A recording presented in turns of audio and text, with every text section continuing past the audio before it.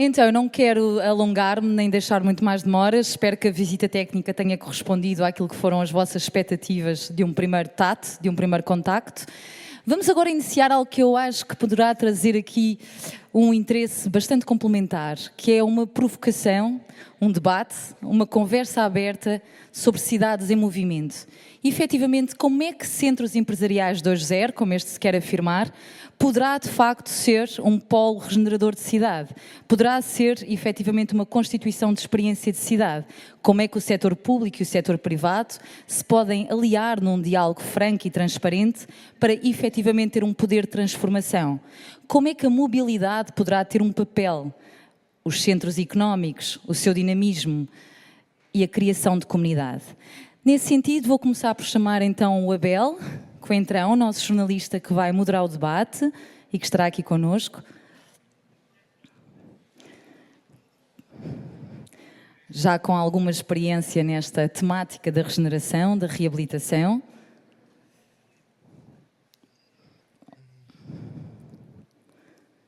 Tenho também o prazer e a honra de chamar agora o Carlos, por favor, vice-presidente da Câmara Municipal de Matosinhos. Eu acompanho. Poderá? Ok.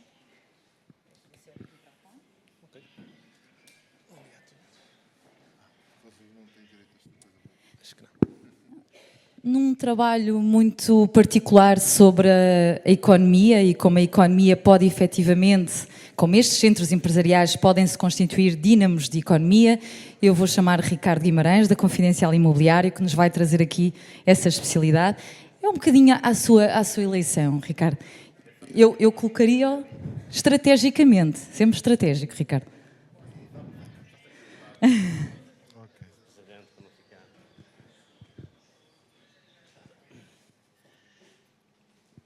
Agora, efetivamente, quero chamar a Sandra. Sandra Melo vai-nos trazer aqui da Instituição CEIA uma visão, um contributo, um trabalho efetivo. Como é que é a mobilidade? Como é que trabalhamos a descentralização de fluxos?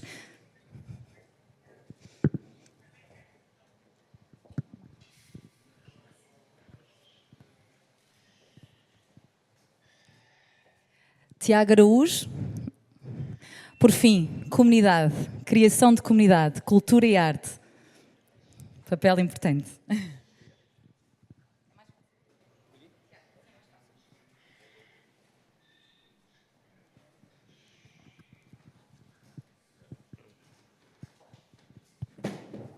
Atenção, atenção. Não vamos.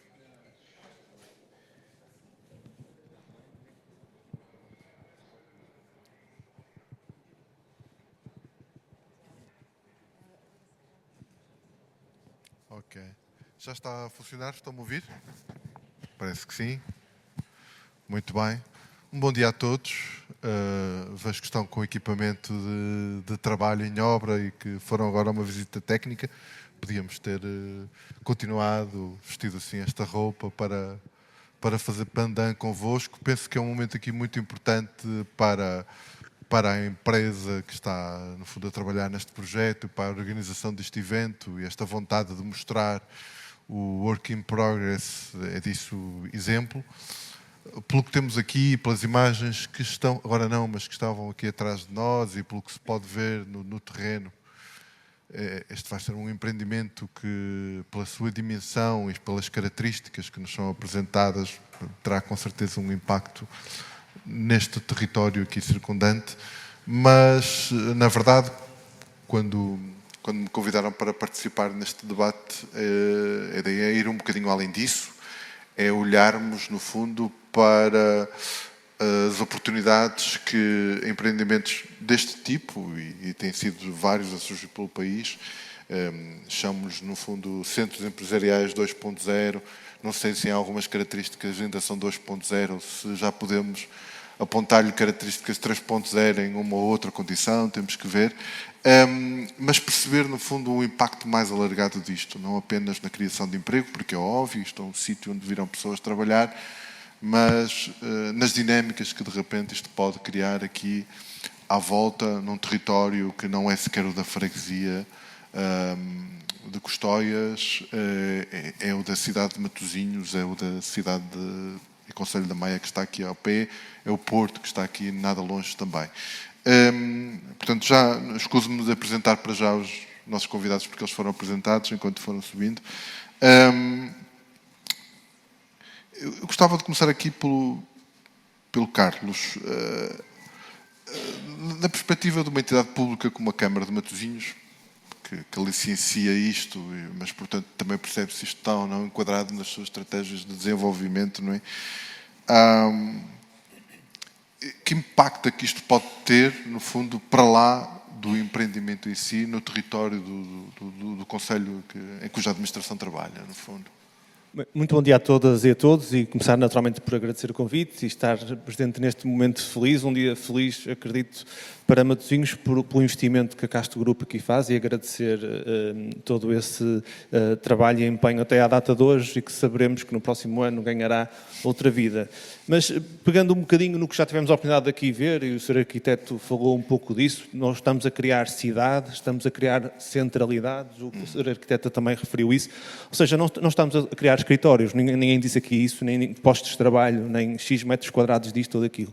Falamos essencialmente da nova vida que vai ser dada a este quarteirão, a estes metros quadrados todos, que tinham exatamente um efeito negativo, de alguma insegurança, degradação do espaço privado e público na sua envolvente, e o que vamos assistir aqui é realmente uma reconversão destes espaços. Chamamos cidade à unidade aqui de Lessa de Balio. E esse é o grande alinhamento estratégico do município de Matosinhos, naquilo que pensamos para o futuro da cidade. Uma cidade recente, tendo em conta o perfil histórico do Porto, de Braga, de Coimbra, uma cidade recente que teve um tipo de uso, digamos assim, muito industrial, até das conservas, do cheiro, do ruído, da força braçal, e que hoje em dia, em muito pouco tempo, se transforma naquilo que estamos aqui a ver e a adivinhar que vai acontecer a partir de maio, que é aqui a fixação de um conjunto de empresas de valor acrescentado muito significativo, com trabalho multinacional e não local, e uma grande transformação face àquilo que era a realidade desta rua nacional, esta estrada nacional que ligava ao Porto à Póvoa, e que conseguimos ver ainda do outro lado um grande estabelecimento, um equipamento ligado à metalurgia no seu passado, e que efetivamente hoje vai ganhar aqui uma nova vida. E quando pensamos a cidade, respondendo à pergunta, pensamos exatamente como um organismo vivo, da mesma forma que olhamos para outros seres. A cidade em si acaba por ser um organismo vivo, e tentando explicar isto, e nós até usamos algumas expressões, nós dizemos que a cidade dorme e que a cidade acorda, por exemplo. E efetivamente a cidade tem fluxo do dia, o fluxo da noite. A cidade precisa de ar, que dizemos que a cidade precisa respirar. E efetivamente a cidade e as pessoas que aqui vão viver o seu dia, os residentes desta zona, precisam de respirar, e precisamos de espaços, de praças, de espaço público, pelo investimento precisamos de locais onde as pessoas se possam sentar, precisamos de cabeleireiro, de serviços de proximidade, e isso é criar a cidade. E quando temos esta felicidade, por um lado o promotor escolher esta localização, por outro lado o arquiteto entender isto e alinhar isto com aquilo que é o pensamento do município, está tudo conjugado para o sucesso.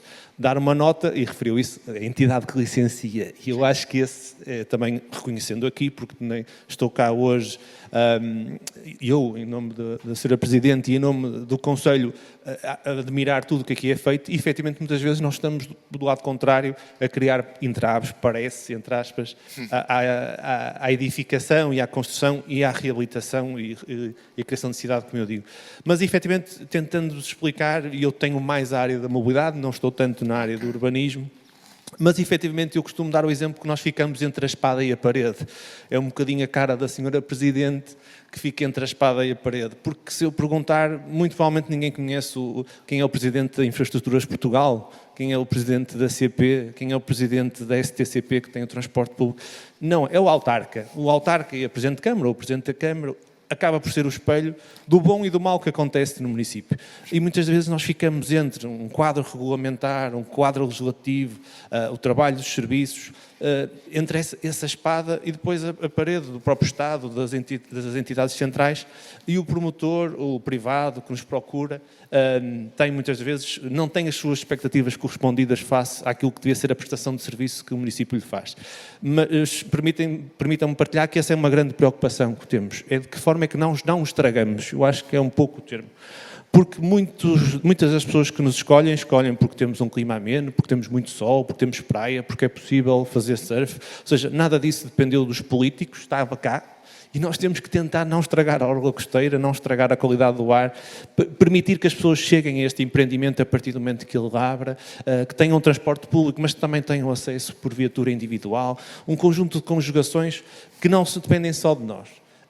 E essa é a nossa luta do dia-a-dia. Estamos muito longe do objetivo onde gostaríamos de estar em termos de expectativas. Quando alguém se apresenta perante o município, corresponder à expectativa de ser rápido, tínhamos a falar aqui das taxas serem mais equilibradas, de um conjunto de expectativas que são legítimas do promotor privado, porque a verdade é ele que está a colocar o seu investimento e depois futuramente das empresas que aqui estiverem, e com isso alavancar uma zona da cidade que, com investimento público, não teríamos toda essa capacidade, nem esta cocriação que aqui é feita entre o promotor e os utilizadores futuros. Por isso dizemos que esse é o grande desafio. Eu, na preparação da sessão com a promotora, dizia isso. Eu posso ir partilhar muitas das minhas incertezas, porque efetivamente certezas não temos muitas, e decidir sobre certezas é muito fácil, mas na verdade temos muitas das vezes que decidir na incerteza.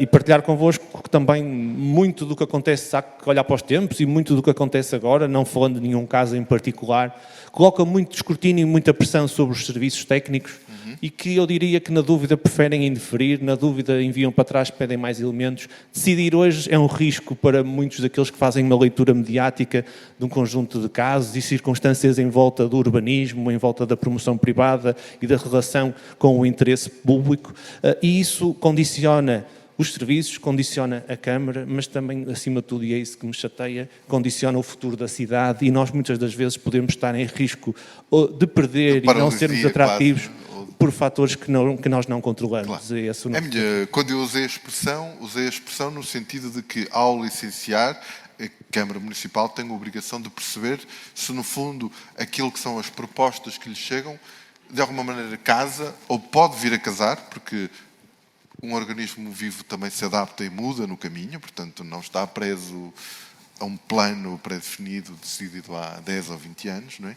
Era, no fundo, perceber até que ponto isto que vos chega casa com aquilo que é o sonho, o desejo que tem para toda esta zona, não é? Que é uma zona que é periurbana, que tem muitos problemas do modelo de desenvolvimento que nós deixamos que acontecesse. Não foi o que planeamos, foi o que deixamos que acontecesse. Eu vi isso no caminho para cá, de carro, e de repente temos aqui um espaço que foi ordenado, que foi pensado numa lógica de zona industrial, a antiga, 1.0, mas mesmo assim bem infraestruturada, mas que parece agora querer ser outra coisa. E, na verdade, portanto, aqui a colocação da questão do licenciamento é isso, é perceber como é que isto, de repente, aqui há um encontro de vontades entre, eu diria, a fome e a vontade que a comida surja na mesa, não é? Eu olhava aqui para o Ricardo, pela experiência que tem, se nos pode tentar, no fundo, dar aqui alguma luz sobre o impacto que este tipo de empreendimentos acabam por ter, não apenas no tipo de serviços que pretende, no fundo, alavancar, mas no restante, no fundo, daquilo que se pode chamar o imobiliário, mas também na habitação, no outro emprego, que não o que vai estar aqui. Muito bem, muito obrigado pela pergunta, obrigado pelo convite, complementar o painel. Eu gostava muito de realmente agradecer ao Grupo Castro, ao Paulo Castro, este convite, e começar um bocadinho por fazer um pouco a defesa do papel do promotor imobiliário.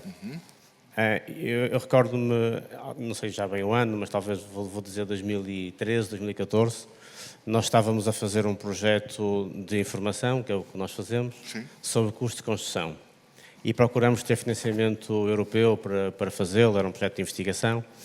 E o nosso projeto foi chumbado na Comissão de Coordenação, porque dizia construção. Tudo que era construção havia uma estratégia que era a RIS 3, portanto, que era um documento estratégico, que basicamente delimitava tudo o que fosse construção. A construção era maldita na crise financeira e, de facto, não era possível fazer nem sequer investigação com a Faculdade de Engenharia por alguma coisa que estivesse ligada, mesmo que remotamente, à construção.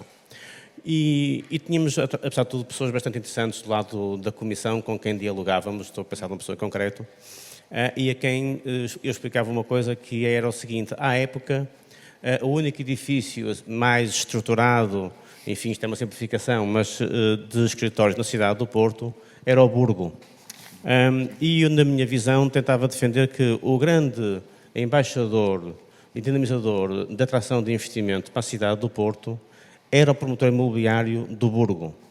Porque se não houver edifícios de escritórios, evidentemente que as empresas não vêm para uma cidade que não ofereça edifícios de escritórios qualificados e dentro dos estándares internacionais.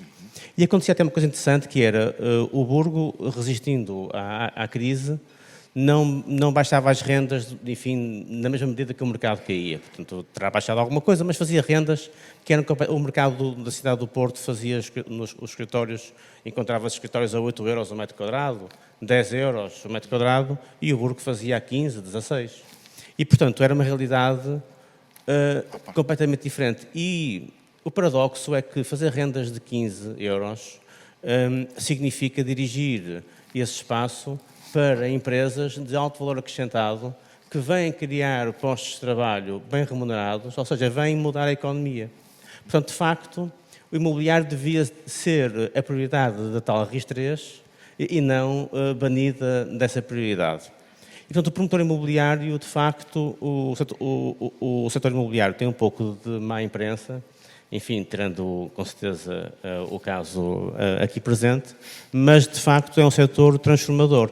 E vem muito da capacidade de visão, por aquilo que aqui foi descrito, quer dizer, a visão que o promotor teve para este sítio e que foi propor à Câmara Municipal. E teve acolhimento e teve sucesso. E, portanto, de facto, a promoção imobiliária pode ser transformadora do território e deve permitir-se que ela desempenhe esse papel. Eu, do meu ponto de vista, acho que este caso concreto que aqui estamos, enfim, aqui hoje presente, é um exemplo disso, é um exemplo. Eu estava a assistir à apresentação e pensei que, aliás, se eu fosse o promotor deste sítio, fazia aqui um prédio de habitação, vendia isto com pãezinhos quentes e mais nada, e já estava o assunto resolvido. Ou seja, isto é um compromisso com o território completamente diferente de alguém que meramente entrega aquilo que, enfim, é claro, a carência de habitação, que é mais oportunístico, se quisermos, não é? E a relação de longo prazo. Aqui vamos ter um operador ligado com uma ótica de investimento, que vai ter um compromisso de longo prazo, que, por exemplo, propicia aquilo que aqui foi dito, de compromisso com a questão ESG e a questão da sustentabilidade, que é um desafio que, se calhar, podemos aqui falar um bocadinho. Sim. Portanto, o mercado imobiliário é determinante para a transformação, para conseguirmos dar resposta à reivindicação base da sociedade, que é o aumento dos rendimentos. Portanto, se nós não conseguirmos atrair empresas que produzam um valor acrescentado, nós não vamos conseguir melhorar os salários, enfim, isto em princípio, parece-me que será assim. E, portanto, o imobiliário e a oferta de escritórios é, de facto, fundamental. Eu trouxe aqui só alguns números para um pouco concretizar isto e dar um pouco nota da transformação que permitam-me dizer assim, a cidade do Porto, numa escala metropolitana, tem tido. Porque nós acompanhamos o mercado de escritórios de Lisboa e do Porto, e só dar um número muito impressionante, para mim, pelo menos. Enfim, eu até acompanho menos este mercado, acompanho mais o mercado de habitação. Portanto, tive que ir fazer aqui algum trabalho de casa para ir buscar nestes números. Mas, de facto, estava a ver que no nosso sistema de informação de escritórios do Porto metropolitano, nós temos um pipeline de escritórios para lançar, ou em curso, enfim, projetos que não estão concluídos, 300 mil metros quadrados. 300 mil metros quadrados, por acaso, é o mesmo volume que Lisboa tem de edifícios de escritórios para construção. Ou seja, isto é algo completamente novo, na minha perspectiva, na forma como este Porto metropolitano se posiciona do ponto de vista da atração de investimento e da atração de empresas. E este potencial de escritórios é muito importante que se concretize, porque vivemos numa situação bastante complexa que há falta de espaço para qualificado, que seja compatível com aquilo que são os requisitos das empresas.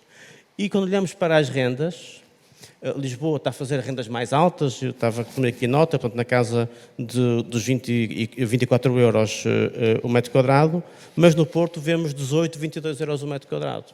Portanto, o Porto não só está a competir com Lisboa do ponto de vista de volume, mas também no preço. E mesmo nesta geografia, se calhar esta geografia e este tipo de edifício já não tem de competir meramente pelo preço, porque a qualidade do espaço, portanto, sim, a perspectiva, a escala a que nós hoje em dia olhamos para o território é completamente diferente daquela que nós olhávamos antes da crise financeira, quando a economia e o mercado imobiliário se abriram à procura internacional, que trouxe muitos desafios, mas trouxe também grandes oportunidades. Esta geografia, há que dizer, por exemplo, a importância de um parque como a Leonesa, que há muito tempo que cimenta este sítio como um sítio não só, digamos, de raiz industrial, mas de serviços, e faz uma coisa fundamental, que é olhar para o território de uma forma multidisciplinar e multiuso, e contribui para, agora pensando um pouco na habitação, portanto, quanto mais nós conseguimos dar ao território usos diversificados e complementares, mais estamos a tirar a pressão da questão da habitação. Eu vejo que está a querer introduzir o resto do painel. Depois, não, ainda vamos ter tempo, até porque não vos dei indicação disso, mas se quiserem, nas vossas próximas intervenções, incluo aqui o Carlos também, comentar aquilo que estamos aqui a escutar dos outros intervenientes, estejam à vontade. Eu passo-vos o microfone, vejo que sou eu que tive direito aqui a esta coisa que é muito confortável, e ainda bem que o fizeram, porque eu normalmente quando estou a falar estou sempre a fazer assim com a mão, eu estou agarrado a isto que é para não me mexer muito, e depois não se ouve nada. Agradeço a deferência. Eu passava aqui à Sandra. O Ricardo já apontou aqui vontade, e acho que é importante também falarmos um bocadinho de sustentabilidade. Temos aqui um vereador com responsabilidades na área da mobilidade. Espaços desta dimensão, com esta atratividade potencial, não é? É que presumo que depois vão ser acompanhados por transformações ainda em coisas que vemos aqui à volta. Isto introduz aqui responsabilidade e, no fundo, um desafio muito grande para não repetirmos erros do passado, não é? Porque no passado servíamos isto de infraestrutura básica rodoviária e pronto, e as pessoas chegavam, não é? Que da experiência do CEIA até noutros locais, o que é que poderíamos fazer para que, desse ponto de vista da mobilidade das pessoas que hão de, no fundo, gravitar à volta disto e mesmo até dentro deste espaço, para que isto, de facto, se torne um empreendimento também marcado por esse lado da sustentabilidade? Bom dia. Começo por agradecer à Castro Group e estender os cumprimentos da nossa administração à Castro, que é realmente um prazer estar cá. Respondendo à sua questão, as questões da mobilidade têm de ser vistas de uma forma integrada, mais geral. E é impossível responder a isso sem falar em planeamento urbano. E nós caminhamos de uma forma natural, porque já acontecem noutras cidades europeias e, portanto, esta localização deixa de ser uma localização periférica. No passado olhávamos para isto como uma localização periférica, agora é apenas uma extensão da mancha de óleo. E, portanto, acaba até por ter mais potencialidades e mais vantagens do que localizações mais próximas da grande urbe. E a título de exemplo, e trazendo alguns números de mobilidade, nós neste momento temos velocidades médias no Porto de cerca de 13, 14 km/h nas nossas deslocações diárias. E está a piorar ao longo dos últimos anos. Portanto, é mais fácil até mover-nos, por exemplo, do Porto para aqui, e hoje fiz este percurso em 7 minutos, portanto, foi o tempo que demorei do centro do Porto aqui, do que por vezes movimentarmos dentro da própria urbe. Portanto, não vejo isto como uma questão, um local periférico, pelo contrário, vejo este espaço com muito potencial. Obviamente, depois do ponto de vista de sustentabilidade, Temos de pensar que poluímos mais até em estar no meio do trânsito do que fazer um percurso destes, contracorrente, que acaba por ser um percurso menos poluente, numa perspectiva macro. Agora, numa perspectiva mais corporativa, nós temos agora, com o apoio do uso de todo o tipo de tecnologias, nós temos formas de usar os recursos associados à mobilidade de uma forma muito mais sustentável e muito mais racional. E, portanto, começam a surgir agora soluções de partilha nos transportes, soluções que racionalizam o uso do automóvel e que, por vezes, até eliminam a necessidade de possuir tantos veículos na estrada e, portanto, eu vejo isto como uma grande oportunidade. Eu vejo este empreendimento um pouco afastado, como uma grande oportunidade quase de começar a fazer aqui um novo desenho de cidade do zero, sem os impedimentos habituais. Portanto, não sei se... Eu conheci um autarca há muitos anos, numa entrevista. Ele era médico de uma cidade aqui próxima, não digo o nome, mas era uma cidade que tinha muitos problemas devido ao modelo de desenvolvimento que tinha escolhido. Ele tratou ali de, no fundo, fazer umas intervenções quase, não diria da acupuntura urbana, isso é mais... São coisas mais que o Jaime Lerner faria no Brasil, mas como cirurgião que era, ele dizia assim: eu estou a fazer a cirurgia reconstrutiva. Não era bem a minha área de trabalho no hospital, mas é um bocado isso aqui. Eu vou aqui, mexo um pouco nesta praça, mexo um pouco neste lugar que estava abandonado e de uma certa maneira, quando se fala daqui da oportunidade de trabalhar estes espaços que, sim, ainda são relativamente periféricos, é de olhar para eles com o potencial de centralidade que eles possam criar. E nesse sentido, eu queria perceber agora, aqui com o nosso próximo convidado, no fundo, com o Tiago, que mecanismos, que hipóteses há de facto, olhando para um conjunto de empresas que podem vir a trabalhar aqui, para este ecossistema que está aqui à volta também, no fundo, de se fazer disto mais do que apenas um espaço de trabalho, mas de relacionar isto com as pessoas que aqui estão e com aquelas que estão à volta. Claro que sim. Olha, antes de mais, apesar de me tornar repetitivo, tenho que também agradecer a presença aqui no painel, também agradecer à Caixa Group e ao Paulo também o convite para fazermos parte deste projeto no futuro, que acredito muito. É uma honra realmente estar aqui, um privilégio estar aqui convosco. E respondendo à sua pergunta, eu acho que... Estão-me a ouvir mal? Conseguem-me ouvir? Sim? Respondendo à sua pergunta, eu acho que tanto aqui o Vice-Presidente Carlos como o Arquiteto Paulo falaram que edifícios e cidades são organismos vivos. E eu concordo, obviamente que eu concordo, mas eu acredito que os edifícios e as cidades são organismos vivos pelas pessoas que habitam as cidades e os edifícios. Ou seja, os organismos vivos são realmente as comunidades que habitam estes edifícios e é por isso que nós devemos preservar e tentar desenvolver esse tipo de comunidades. E até podemos filosofar um bocadinho sobre o assunto, ou seja, perguntar porque é que nós estamos aqui hoje, que comunidades é que nos foram influenciando no decorrer da nossa vida e que nos permitam estar aqui hoje. Talvez a nossa família, a nossa escola, o clube de futebol onde jogamos, a escola de música, tudo nos foi influenciando e é obrigatório e muito importante continuarmos a ser influenciados positivamente pelas várias comunidades por qual vamos continuar a passar a nossa vida.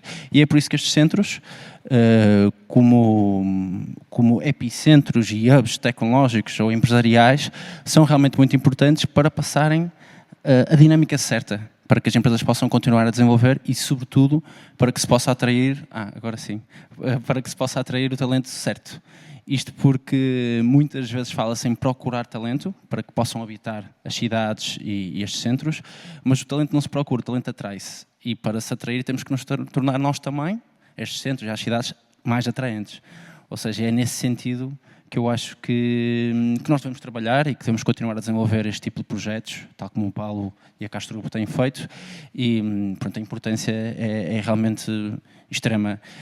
Isto porque, só para finalizar, eu acredito que o capital humano, como diversas formas de capital, muitas vezes negligenciado ou subestimado, é talvez a forma mais importante de capital que existe, isto porque nós sozinhos somos limitados, mas quando em conjunto, quando agregados, quando orientados e bem direcionados, a nossa capacidade pode crescer exponencialmente. basicamente é isso. Muito bem. Ok. Permite só acrescentar. Sim.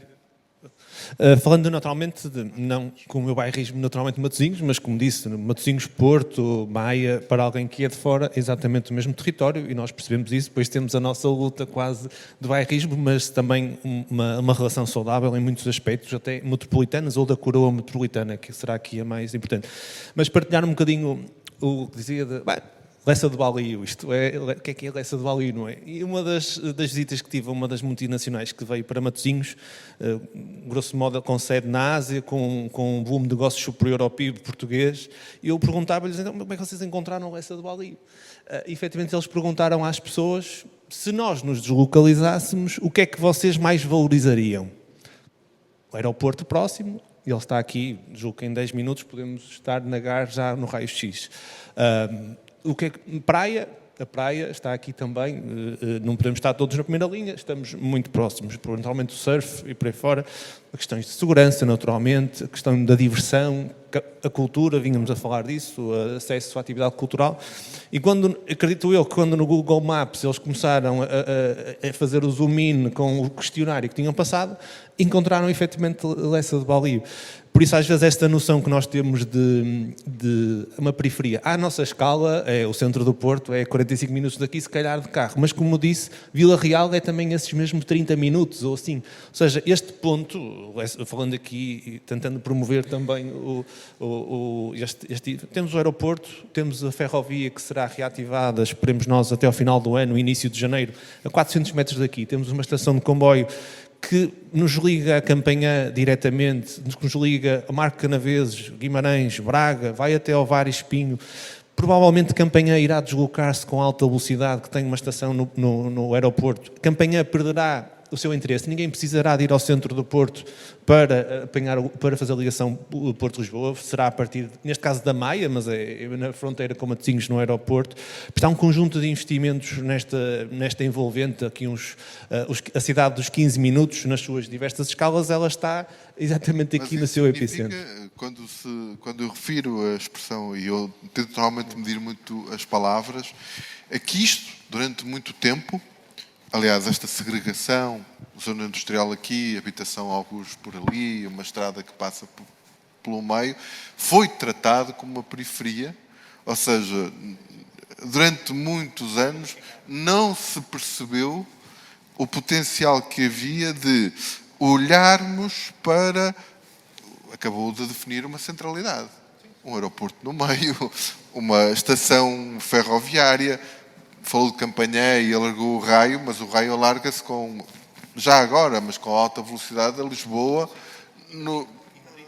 Sim, mas quer dizer, Lisboa fica a 1 hora e pouco, 2 horas de distância daqui, não é? Ou seja, nós estamos a reinventar também aqui o território e a dizer às pessoas, olhem, isto vale porque isto pode ser outro centro.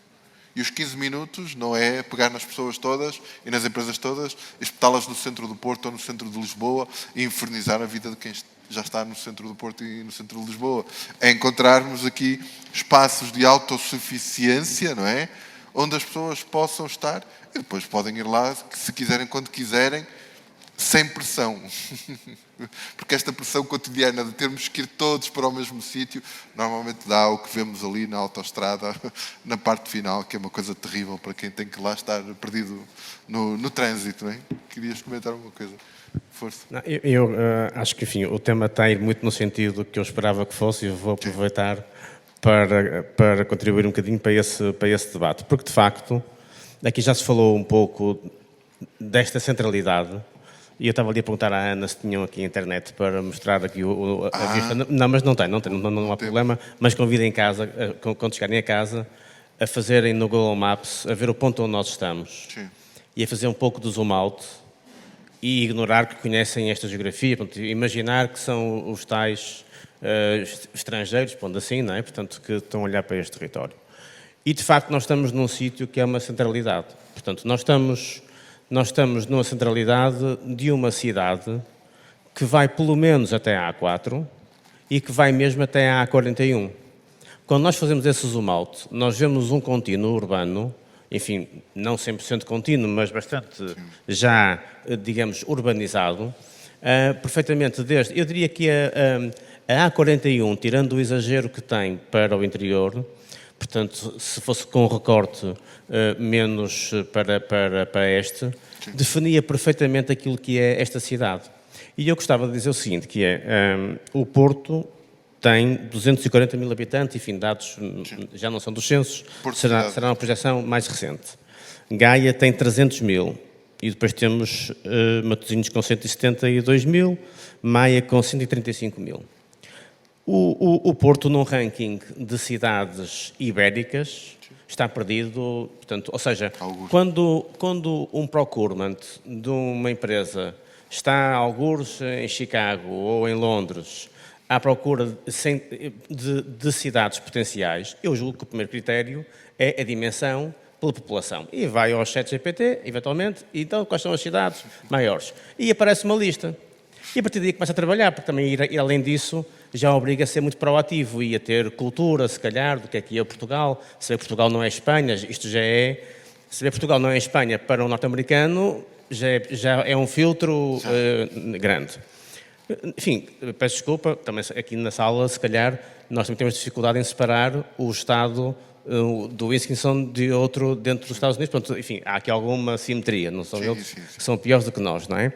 Mas, portanto, quando nós juntamos este aglomerado, nós temos 850 mil habitantes.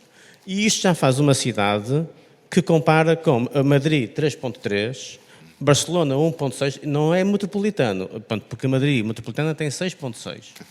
Madrid cidade tem 3.3. Barcelona tem 1.6, Valência tem 800, Sevilha tem 690, Málaga tem 500, Málaga tem 580, tem mais do que Lisboa. Portanto, nós temos um potencial tremendo de olhar para aquilo que é a cidade para o século XXI. E eu acho que há aqui um desafio de gestão territorial, de planeamento político, não é? Portanto, eu não sou regionalista, mas sou muito a favor da cidade metropolitana, da autarquia metropolitana. Eu quando digo metropolitano, estou a pensar neste arco da A41. Portanto, para mim, desta coroa, para mim... Aquela que, na verdade, se poderia dizer que é a área metropolitana, porque a outra é uma entidade política que tem outras realidades muito diversas que nem cabem nesta discussão. Arouca... Mas nós temos que fazer essa reflexão. O interior, esta mancha dos 800 mil, que é também, digamos, aqui um potencial, no fundo, interessante para quem promove este tipo de empreendimentos, porque não está a olhar, obviamente, nos 100 mil habitantes que possa ter aqui à volta, mas está a pensar nesses 800 mil e depois está a pensar nas outras escalas, não é? Mas essa primeira escala, que é a escala dos 800 mil, é muito relevante também, não sendo eu da área, mas quando se vai a decidir um investimento, pensar em tudo isso, nessa vertente. É que isto são 800 mil que já cá estão. Pois. Não é uma ambição, que vamos tentar crescer para esse valor. Isto é a nossa realidade, ou seja, esta cidade tem 850 mil habitantes. Está espartilhada em entidades políticas que não traduzem esta realidade. Sim. E que, nessa medida, condicionam o seu potencial de crescimento. Porque há aqui uma questão fundamental, portanto, que é tirar partido do potencial que nós temos. Muito dele é endógeno, é estrutural, portanto não é sequer de facto uma conquista. É o que nós temos, que nós até, realmente os dias de sol que nós temos, achamos que é algo que é assim em todo lado e só isso é absolutamente diferenciador. Portanto, nós temos um capital de base muito grande e temos que tentar pensar a cidade para este século. E tentar conciliar todo esse potencial de crescimento com um desafio, ou dois desafios pelo menos críticos, que é a acessibilidade e a sustentabilidade. Porque a questão, e elas estão muito próximas, porque a questão da ligação entre a acessibilidade e a sustentabilidade também está na densificação. Sim. E a densificação desta cidade, que já tem uma base de consumo de solo urbano, mas de baixa densidade, sim, muito é um desafio que certamente deveria estar em cima da mesa do planeamento e da mobilidade e que eu julgo que não está o suficiente, pelo menos. Sim, fala-se um pouco, mas depois expresso nos planos, nem tanto assim. Acabou por comentar aqui há pouco, mas eu não fugia de si para, no fundo, tomar aqui este fio da conversa, que é até que ponto, volto quase à minha pergunta inicial, a perspectivação de investimentos como este, já não é perspectivação porque ele já está a acontecer e brevemente vai estar a funcionar, no fundo, podem vir a acelerar aqui esses tais processos, no fundo, de densificação, de trazer aqui à volta, de pensar ou repensar o território e os investimentos possíveis para, no fundo, densificar também aqui em habitantes esta envolvente. Começando pelo que disse e acrescentando um dado que acho que nos exemplifica isso. Os dados que nos trouxe foi do censo de 2021, em que Matosinhos tinha 172 mil habitantes. Os dados da CCDR do final do ano passado, 2023, dizia que Matosinhos tinha mais 8 mil habitantes num intervalo de tempo de 3 anos, residentes. E o residentes é importante, não é? Pessoas que estão cá, são pessoas que têm a residência registada em Matosinhos. Em 3 anos nós crescemos 8 mil pessoas.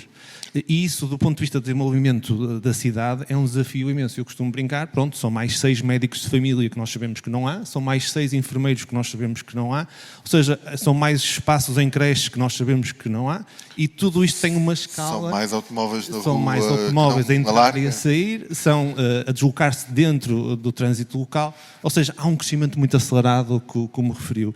E depois a capacidade decisória, como disse, de planeamento tem que ser muito mais alargada no tempo, temos que ser muito mais, mas também respondendo rapidamente às questões mais imediatas no tempo. E concordo plenamente que, do ponto de vista da gestão metropolitana, e falamos da área metropolitana a várias velocidades, e naturalmente a velocidade desta coroa não é a mesma de Arouca ou de outros concelhos, nada contra, mas eles têm uma realidade diferente e têm que trabalhar a sua. Mas são questões que nos deviam desde já colocar a pensar, bom, o aeroporto do Porto satisfaz esta procura que temos quando se fala muito do aeroporto de Lisboa. Não estou com isto de todo a ser regionalista no mau sentido da palavra, estou preocupado na minha obrigação de gestão do território onde estou. Efetivamente, a capacidade do aeroporto do Porto irá esgotar-se há poucos anos e nós já estamos a pensar no seu projeto de expansão, não estamos. A alta velocidade, estamos agora a lançar o primeiro troço, Porto de Lisboa, mas por que não Porto de Madrid? Ou seja, porque é que pensamos sempre no Porto na ligação à grande capital do Império, se assim quisermos chamar? Não, a distância de Porto de Madrid e Lisboa-Madrid vai ser exatamente a mesma em tempo, há de ser a diferença. E essa é a centralidade que queremos, e depois de Madrid para a restante Europa. O Porto de Leixões tem no país um papel crucial, sendo mais pequeno do que Sines e Setúbal, consegue ter uma movimentação de carga equiparado a destes portos, tirando algumas áreas específicas, como os produtos petrolíferos, entre outros. Ou seja, há um conjunto de infraestruturas de grande escala, que não são de escala municipal, são intermunicipal, regional, e que devem, da parte do Governo Central, merecer essa atenção. A minha experiência pessoal é que nós nos sentimos afastados um bocadinho disso, porque naturalmente todos nós percebemos que a VCI está esgotada, com os números que disse, está esgotada em termos de capacidade. Não há forma de gerir melhor aquela via e naturalmente percebemos que a agilidade para resolver este problema não tem sido possível. A A28, a partir do resto da Palmeira, está esgotada na sua capacidade. Temos dificuldade em mexer na dinâmica dos pórticos da A41. E vamos por aí fora, até a ferrovia que falei, a linha de Leixões, ao fim, foi encerrada já há muitos anos atrás, reaberta em 2009, encerrada em 2011, cerca de 13 anos depois, é possível hoje estar na perspectiva dela voltar a abrir a passageiros. Ou seja, é esta luta que eu há pouco explicava entre a espada e a parede, que nós temos que ser muito mais ágeis, porque perdem as populações locais, perdem os promotores, que para eles o tempo corre muito mais rápido do que para uma Câmara. Para o promotor todos os meses terá contas para pagar, créditos para abater, a concorrer, como disse, com Madrid, com outras capitais que oferecem outro tipo de coisas, e se nós não formos ágeis, eles procuram outro destino. E é esse o grande desafio que nós, não Câmara, mas nós, comunidade, temos que ter, públicos, privados, o setor social, tem que ter, para perceber se não estamos a perder o nosso tempo. Claro. Estávamos aqui a falar de uma série de infraestruturas que estão a chegar, digamos, a um ponto de, eu não diria ainda de ruptura, mas de pressão, assim já, que obriga a repensá-las. eu tenho aprendido muito nos últimos anos que uma forma de resolver esse problema é diminuir a pressão sobre essas infraestruturas, ou seja, nós já estamos em poucas condições, em algumas delas, de expandi-las. Até porque sabemos que o resultado da expansão é, normalmente, vem mais gente por ali, não é? Quer dizer, mais procura. Até que ponto aquilo que se falava aqui, naquele ponto da mesa, de, no fundo, aumentar, promover a densificação, pode diminuir as necessidades de deslocação e, de alguma forma, também aliviar a pressão sobre estas infraestruturas, as locais, porque o aeroporto é outra realidade. E sobre o aeroporto só me lembro de fazer aqui um comentário que foi o ai meu Deus e a gritaria que houve quando se investiu uma quantidade muito relevante de dinheiro público e de financiamento europeu também na construção daquele aeroporto, que era demasiado até luxuoso, dizia-se, para o que a região necessitava, e de repente já estamos aqui a ter que discutir a necessidade, no fundo, de o expandir. Ou seja, o investimento público fez aqui um papel que se vê à distância, e não foi preciso muito tempo para se ver que foi uma aposta acertada. Não é? Olhando para estas infraestruturas mais locais e regionais, densificação, diminuição de necessidades é um caminho para tornar, digamos, também as opções de mobilidade mais fáceis para as pessoas? Bom, para os... Está desligado? Não sei se tem algum botão. Já está. Está a funcionar? Está a funcionar? Está aí baixinho. Este parecia que estava melhor. Vamos trocar. Obrigada. Bom, um percurso natural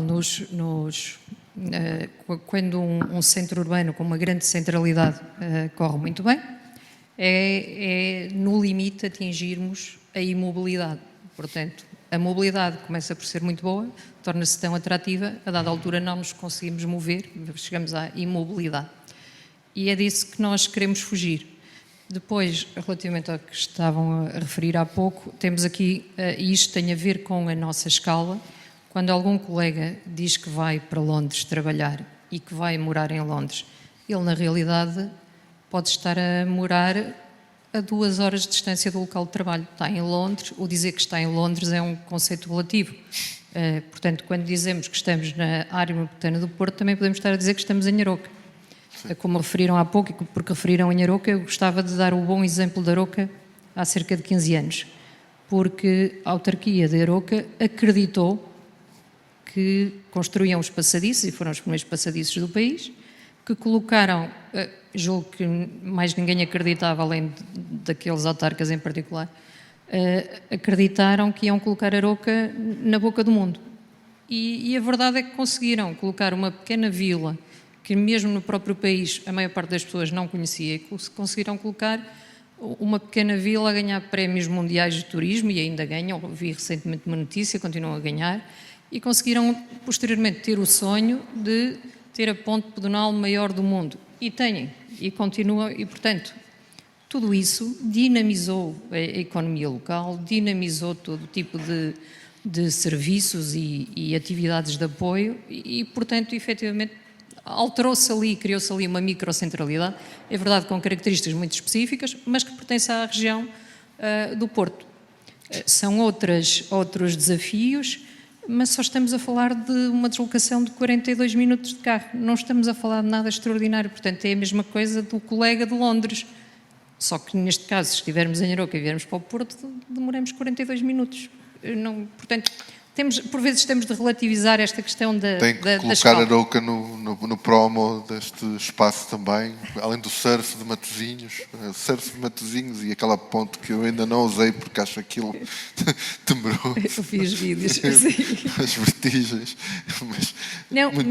Mas que efetivamente tem uma procura internacional. Claro, é verdade. Que é um facto, portanto... Como este espaço vai acabar por ter também por outros motivos. Por outros motivos, este espaço tem uma localização absolutamente privilegiada, tem tudo para correr bem, do ponto de vista de acessos, de proximidade, etc. Portanto, temos é de olhar para esta questão da mobilidade, não em...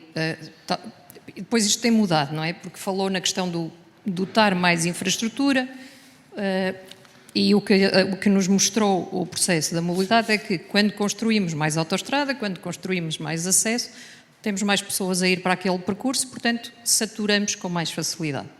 Depois entramos num outro nível de mobilidade que foi passarmos a cobrar por esses acessos e daí que, portanto, cobramos para reduzir um bocadinho dessa procura. Agora já estamos a caminhar para um outro nível que é recorrermos à tecnologia para racionalizar os recursos e ao mesmo tempo termos aqui uma quantificação da pegada carbónica para atingirmos estes objetivos de sustentabilidade que tanto preocupam a sociedade. Portanto, há sempre que todas as questões de mobilidade, Abel, envolvem sempre outro tipo de questões de sociedade, não é? E de escala também. Portanto, temos de olhar para todas estas discussões na escala própria. Não é? Força, até porque íamos passar para aí mesmo. Mas Exatamente. Primeiro comentário.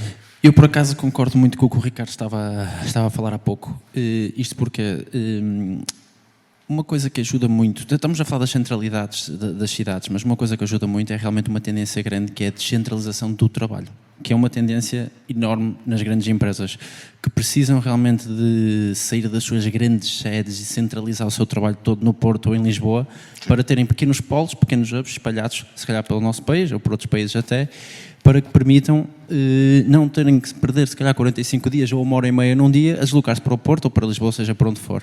Ou seja, isso aí é uma tendência nas empresas e vai ser também uma tendência neste tipo de centros que vão permitir, e este é exemplo disso. Isto porque tudo que temos vindo, assim, vários conceitos que temos ouvido falar hoje em dia, como o trabalho remoto, o trabalho híbrido, o microempreendedorismo, sobretudo um que não é muito falado, mas a single economy, a economia singular, no sentido que nós cada vez casamos mais tarde, também temos cada vez mais divórcios, ou seja, as cidades estão preparadas, as casas, a habitação está preparada para um agregado familiar, diria eu. E tendo agora pessoas cada vez mais sozinhas a viverem, precisam de deslocar para periferias, para terem poder de compra, de habitação, e precisam também ter aí tudo que são serviços complementares que falamos há pouco, e assim como este tipo de centros e hubs. Ou seja, eu acredito mais na descentralização do trabalho e nesta lógica de o Porto como centro urbano, e concordo com o que o Ricardo estava a dizer acima de tudo. Era só esse comentário que eu queria fazer, Abel. Não sei se tem alguma pergunta a seguir. Em todo caso, lembrar que o Porto, quando comparado, por exemplo, foi sempre, Porto Região, volto a dizer, foi sempre, isso é uma vantagem regional, mais multipolar. O Porto, apesar de tudo, embora ultimamente se veja com problemas ligados a esta pressão sobre essas infraestruturas, que tem dificuldade em resolver, não tem o mesmo historial que tem Lisboa de maior concentração, muito pelo peso do Estado também dos serviços, na própria cidade-centro, neste caso Lisboa. Porque sabemos bem que Matosinhos, por exemplo, sempre teve e mantém e continua a trabalhar a atratividade, por exemplo, do ponto de vista do lazer, da própria restauração, também do ponto de vista empresarial com estes centros. A Maia tinha também e tem um centro empresarial, quer dizer, que é reconhecido em toda a região. E isto ajuda a minimizar, apesar de tudo, estes problemas. E, nesse aspecto, o que aqui está a acontecer é algo que vai nesse sentido de manter viva, passando para uma outra fase, no fundo, essa multipolaridade que é vantajosa. Não é? Agora, o que eu estava aqui a tentar perceber é até que ponto, mesmo, por exemplo, nessa nova realidade de trabalho e das pessoas que vão trabalhar, não é? Até que ponto tu falavas em descentralização, eu preferia falar nesta multiplicação de centros, acaba por ser vantajoso, no fundo, para todas essas pessoas que chegam aqui e que têm uma condição diferente do operário tradicional, o que trabalhou na fábrica que estava antigamente, não é? Que tinha algures aí uma família, 2, 3, 4 filhos, não é? Estamos a falar de realidades diferentes agora, se quiseres continuar. Completamente. Eu acho que hoje tem-se falado muito no equilíbrio entre a vida pessoal e o trabalho, não é? Sim. E eu acredito que isso é efetivamente um modo de futuro. Eu acho que as pessoas vão optar muitas vezes não só pelo salário, muitas vezes nós aqui em Portugal não conseguimos competir no que confere ou no que se trata de capital, comparativamente com outros países, então temos que atrair de outra forma.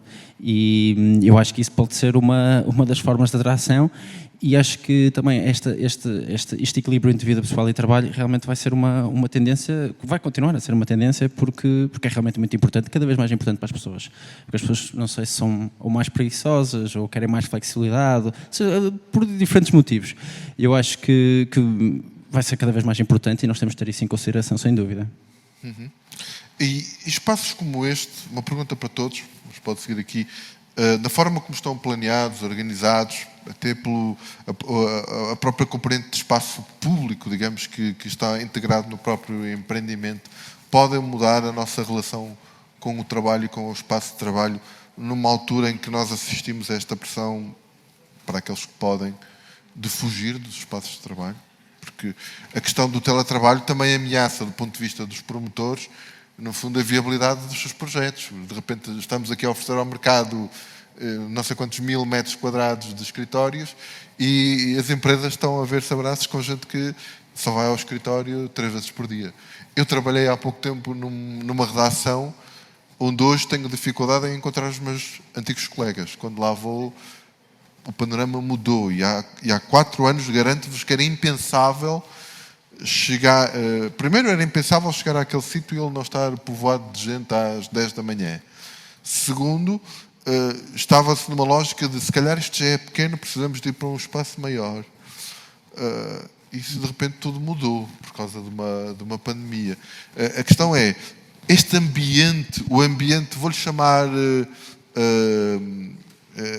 o ambiente urbano, porque há aqui também, para o que pude ver do projeto, há um ambiente que é mais do que a lógica do espaço de trabalho, há um ambiente urbano. Isto pode mudar, ajudar a mudar essa relação? Se quiserem, passamos assim. Começo eu? Podes começar. Eu pessoalmente não acredito em trabalho remoto. Eu sou suspeito também, mas eu não acredito. Eu acho que as pessoas, mais uma vez, isoladas, não têm o mesmo valor.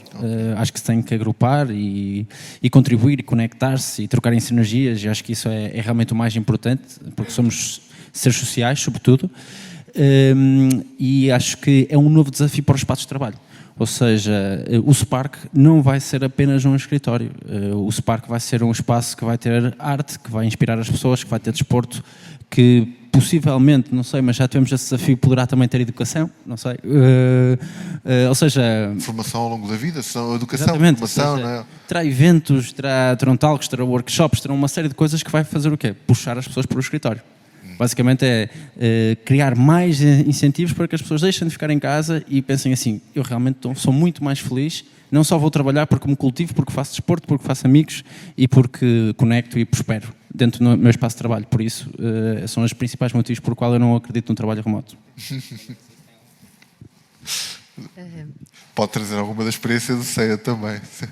Não sei como é que vocês lidaram com isso por lá. Vocês têm muita gente de muitas proveniências também. Exato. Nós temos ali características específicas porque temos muitos colegas mais voltados para o IT e sim, esses colegas...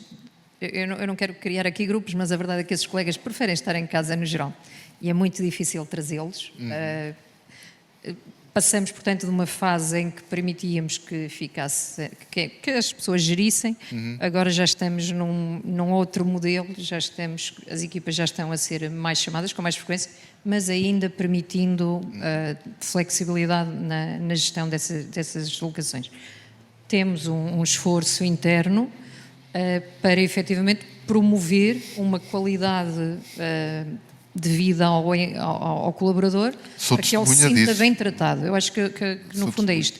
Nós temos de sentir que fazemos parte de uma equipa, que temos um propósito comum e que somos bem tratados, que querem saber de nós. Eu acho que é essa a sensação que nos tentam transmitir no CEA através de muitas e variedíssimas medidas que às vezes podem parecer pequenas e que estão sempre aliadas ao nosso lado da sustentabilidade também, porque apesar de estarmos muito voltados para a tecnologia e para desenvolvimento de produto, há depois todo um espírito e ADN voltado para a sustentabilidade, que não é só o nosso discurso no exterior.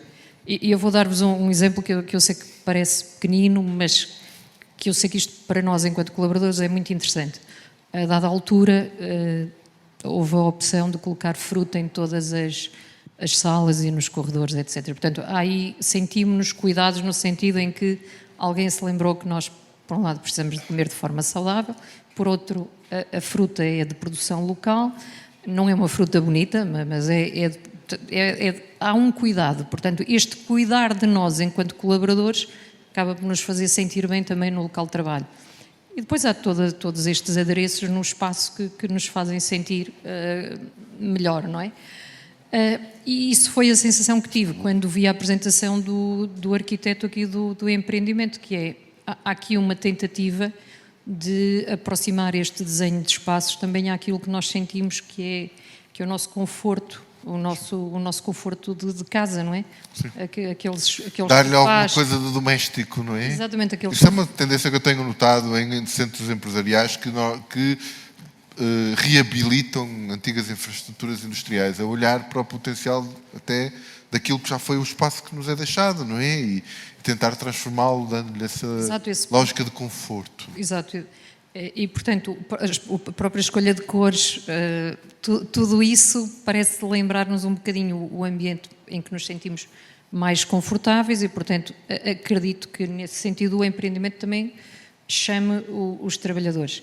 Relativamente à questão do trabalho híbrido, eu acredito que, na maior parte dos casos, veio para ficar, que não é necessariamente negativo. Não é necessariamente negativo. Só faz é com que as empresas, ao desenhar os seus espaços, tenham de ter isto em conta. E às vezes, é como digo o exemplo da fruta, é uma coisa pequena, mas que nos faz sentir cuidados. Eu acho que, enquanto colaboradora, eu gosto quando o CEIA mostra que trata de nós, digamos assim, não é? E isso mede-se em pequenos incentivos.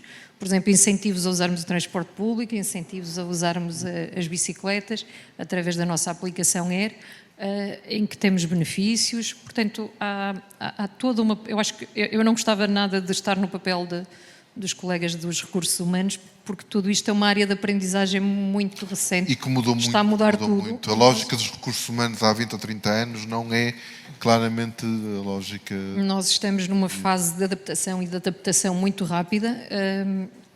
A nossa experiência tem sido esta. Não sei se é o melhor exemplo, se é um bom exemplo. Enquanto colaboradora, gosto desta forma de ser tratada, mas não estou a dizer que somos o... Não, claramente é um exemplo como aquele que eu trouxe, que para mim era de facto impensável há meia dúzia de anos, para mim e para os responsáveis pela empresa onde eu trabalhava, que era o público.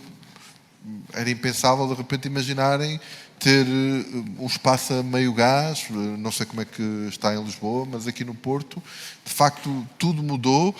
As empresas tiveram alguma dificuldade em adaptar-se a isso, umas mais que outras, porque tiveram que lidar também aqui neste caso com a opção de escolha, que num primeiro momento foi imposta pelas condições da pandemia, mas depois as pessoas queriam poder escolher isso. E isso traz aí desafios que eu acho que, na verdade, são como todos os desafios, são estimulantes, são problemas para resolver, e nós existimos para resolver problemas também. Se calhar usando este microfone e continuando por aqui... Deixava aqui ao caso... Sim, força. Eu acho que as coisas estão todas muito interligadas umas com as outras. E eu, no meu caso, tenho pessoas que trabalham comigo, a quem eu tenho que aceitar que façam um regime híbrido e até trabalho. Tive um miúdo que foi viver para Bragança e que eu achei que ele não se devia despedir, e vinha ao Porto uma vez por semana, e não era assim, e demorava 1h30, talvez, portanto, de Bragança ao Porto, é incrível. Mas a questão muito tem a ver com a questão da acessibilidade, porque o aumento do preço da habitação, como é evidente, empurra a mão de obra, pondo assim, para cada vez zonas mais periféricas. E é por isso que eu volto à questão da densificação. Portanto, eu, de facto, acho que nós não nos devemos conformar com o território que nós temos que o reformar. Nós fizemos a reabilitação urbana dos centros, Sim. Temos que fazer a reabilitação urbana das periferias. Sim. E demolir o que houver a demolir e densificar o que houver a densificar. Antes de irmos, agora para discordar um pouco dos colegas do painel, antes de irmos promover o aumento de edificação em Arouca. Porque eu gosto muito de Arouca e vou muitas vezes para Alvarenga e, portanto, e mesmo junto à ponte, e acho que Arouca faz um serviço de pulmão, ou seja, de ecossistema. Se Arouca, e agora temos um mercado de carbono, não é? Sim. Se Arouca for remunerada pelo carbono que emite, vai certamente ter uma economia que justifica e que também contribui para este equilíbrio. Nós, antes de irmos, do meu ponto de vista, ocupar solos rústicos, devemos tirar todo o partido dos solos que já estão minimamente urbanizados e densificar ao limite. E a seguir, ver o que fazer. Mas temos tanto para fazer. Olhando aqui para esta paisagem que vemos aqui, eu acho que antes de pensar em Arouca, que certamente quem quer ir para Arouca deve ter esse direito, mas não como uma necessidade que depois conduz a esse equilíbrio de Que o mercado não imponha, no fundo, essa necessidade de procurar... E depois fica preso a uma solução de teletrabalho que lhe tira o potencial de capital humano que tem. Só para ser desafiador até ao fim, dizer que esta questão está toda muito interligada, que falamos do aeroporto, falamos do TGV, e eu acho extraordinário que a cidade, entre aspas, do Porto, vai ser a única cidade do mundo com 3 estações de TGV. Portanto, realmente somos um país heroico deste ponto de vista da gestão dos recursos financeiros. Uma estação no aeroporto, uma estação na baixa da cidade metropolitana, que é a cidade do Porto, e outra estação no lado sul da mesma cidade. E sabendo-se que entre estações deve haver um intervalo de 50, pelo menos, quilómetros para o TGV conseguir atingir os 300, ia dizer euros o metro quadrado, peço desculpa por... Está pensado. Era bom, é a lógica de pensamento de quilómetros quadrados. Mas é extraordinário como ninguém para isto. Ou seja, isto vai ser uma realidade. Pois, não sei. Aqui estavam a pedir aqui um comentário, se for rápido, só um comentário aqui. Só um comentário rápido. Eu não estava a defender edificação em Arouca. Claro que não. Eu estava a fazer um paralelo com o facto de eles terem conseguido criar uma centralidade, porque... Por outros motivos. Por outros motivos. Com outra estratégia. Mas aqui, no fundo, a imagem que estava a dar o Ricardo é razoável. Estamos a usar aqui Arouca porque calhou de aparecer Arouca no meio da nossa conversa e é bom. Aconselho vivamente, se alguém ainda não foi lá, que vá, porque é mesmo bom também. Não tirando peixe a Matosinhos, carne em Arouca. Fazemos assim, distribuímos irmãmente, ok? Mas a imagem que estava a dar é uma imagem que é razoável e aplicável aqui a territórios à volta. Não faltam aqui loteamentos periurbanos em zonas rurais, no fundo a dar resposta a coisas que o espaço densificado, que precisa muito de ser requalificado, no fundo, não está a dar ainda. Porque as câmaras... O encontro entre promoção e licenciamento e planeamento, sabemos que não é imediato, obedece a ritmos próprios e não é fácil, portanto. Mas é isso, acho que se estava a perceber, seja Arouca ou outro destino, devemos, no fundo, também alocar aqui e aproveitar o potencial que os territórios ainda têm desaproveitado. Não é? Deixava então aqui a última palavra. Vamos terminar já para almoçar em Matosinhos e jantar em Arouca sem problemas, carne, peixe e carne. Lanche pelo meio. Tentando focar na questão dos recursos humanos e da relação das pessoas com o trabalho, que eu acho que será das grandes revoluções dos próximos tempos. Não sendo a minha área, pensando na perspectiva da gestão do território, do município, eu vejo e em 2 tempos, no presente e no futuro. O presente, e essa é a nossa obrigação, o promotor privado fez este investimento e eu agora devia ir para a Câmara à tarde, procurar nas 3 piscinas aqui à volta se tem capacidade de crescimento, se as creches que existem têm capacidade de crescimento, se o centro de saúde que fica aqui a 200 metros consegue ter mais 2 ou 3 mil pessoas que provavelmente vão residir aqui e, como foi dito, além do tema da mobilidade, outros grandes temas que temos pressão é o da habitação. Se nós temos capacidade de reter aqui, quer as pessoas que cá trabalham nos serviços, quer as pessoas que vão trabalhar para as empresas que cá sediam, e partilhando um pouco na brincadeira que dissemos do divórcio, nós temos um indicador nas projeções de habitantes de Matosinhos e número de casas que Matosinhos precisa, públicas e privadas, em que com basicamente o mesmo número de habitantes nós precisamos de muito mais habitações e questionamos-nos o que é que está subjacente a isto. O número de pessoas mantém-se, era a composição do agregado que se altera e o divórcio leva naturalmente a que o mesmo agregado precise de 2 casas para o marido e para a mulher e isso nota-se nos indicadores de projeção e tínhamos um Presidente de Câmara que a brincar dizia que as pessoas só se podiam divorciar se tivessem uma casa para os 2 em termos de brincadeira, mas esse era o tempo presente que nós temos que desde já antecipadamente devíamos ter feito no planeamento e daquilo que fazemos de gestão de território. Este espaço vai nos mudar a centralidade e nós, como município, também temos que trabalhar no que está à sua volta.